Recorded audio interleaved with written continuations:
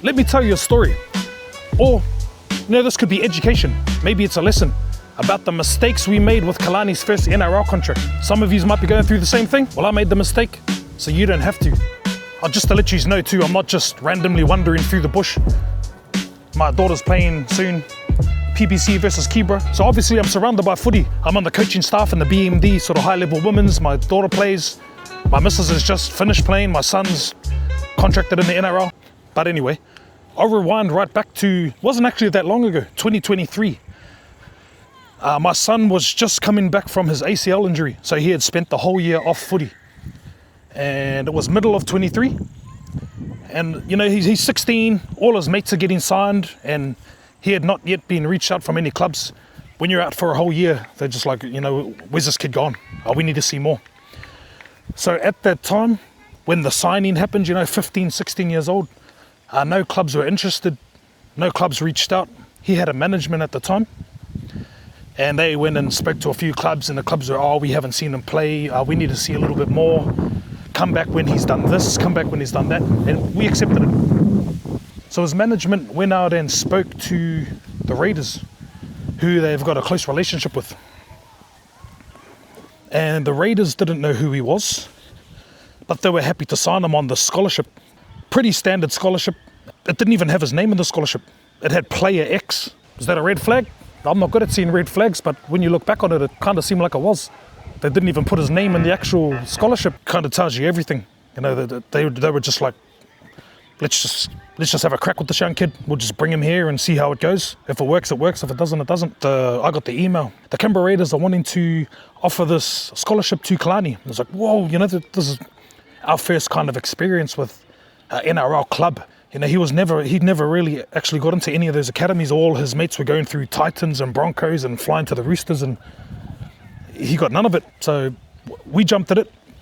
I jumped at it. I read through it, and it looked good. It looked good. It was very standard. It was from the 24 season through to 27, and they outlined each year. So we decided to jump on it. It was quite obvious they didn't really know who he was, and it was more just one of those, it seemed like just a player grab.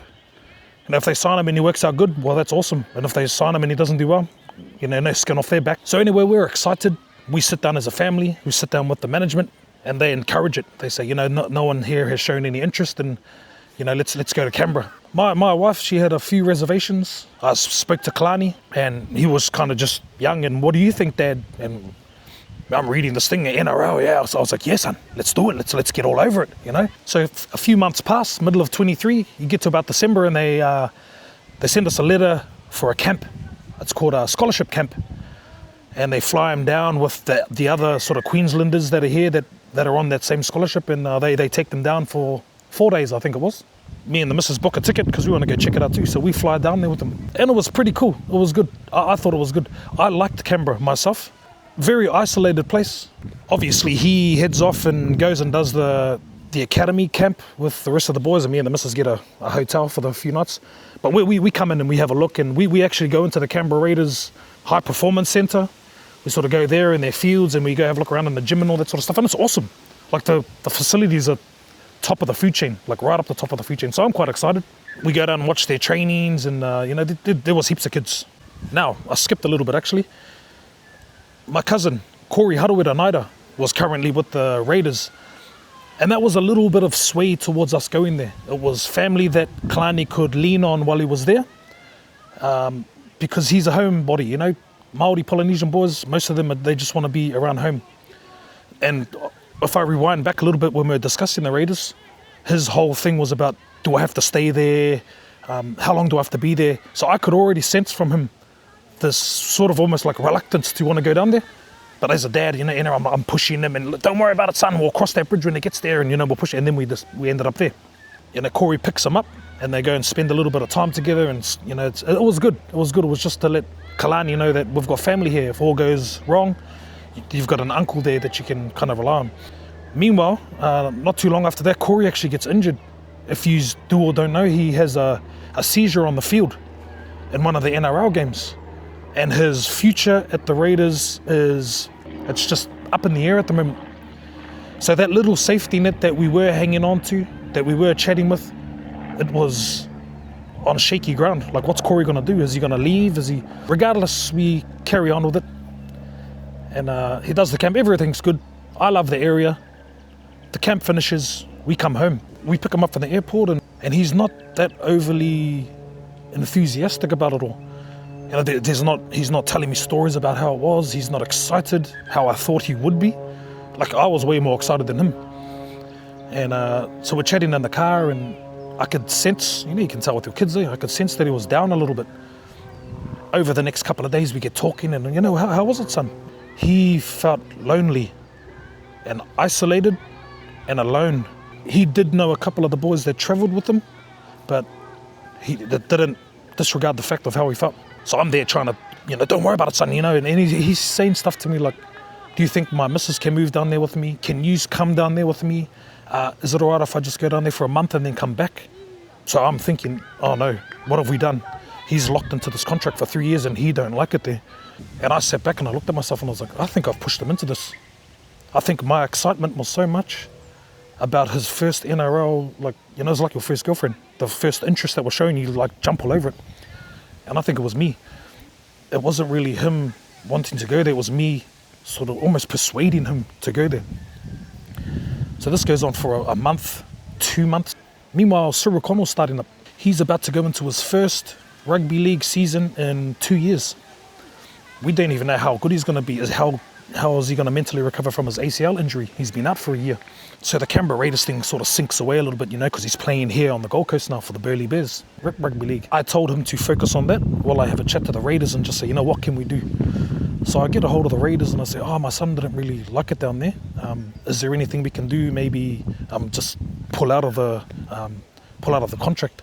And at that stage, they were kind of like, they were good. They said, we don't like to take kids away from their stable where they feel safe. That's not good. And they did try to convince, we've got family here and friends here, and there's other Māori and Polynesian families we can put them with. And they were actually really awesome. But I didn't think it was going to work. The conversations I'd been having with my son, it wasn't going to work. I know my son. I could tell the anguish and the anxiety through his, the way he spoke to me. The following year happens, last year, 2024 starts. And it's his first season of rugby league, Burleigh Bears, and he's playing good. He's playing real good. He's come back from his injury mentally strong, physically strong. His body's massive. He's gotten big, and he's absolutely dominating.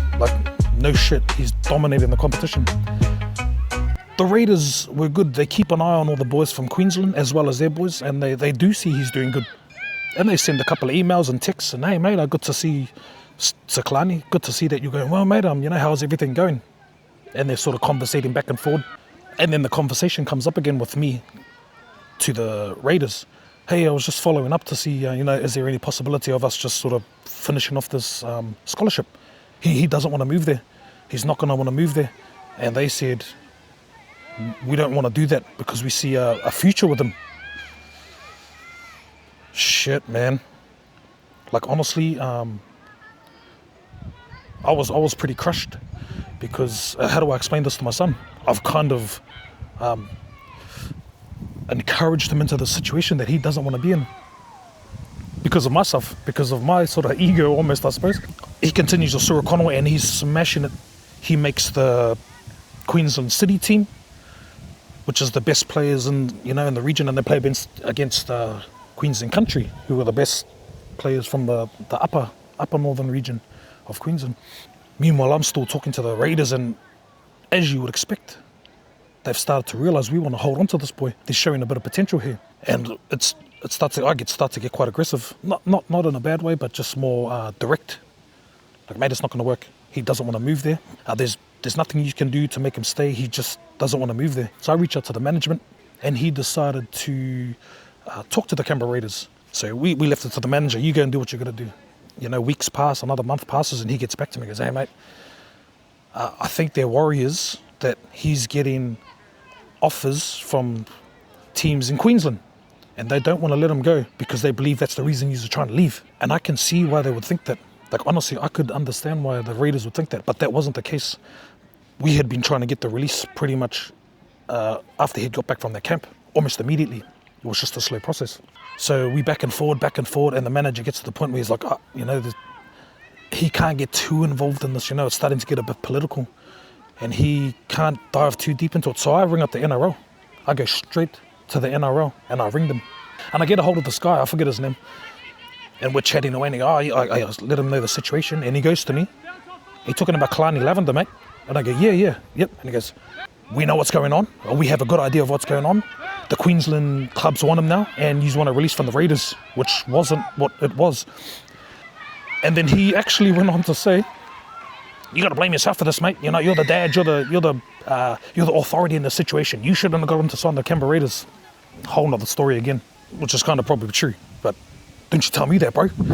Anyway, we went back and forth for ages. Another 2 weeks, 3 weeks, a month.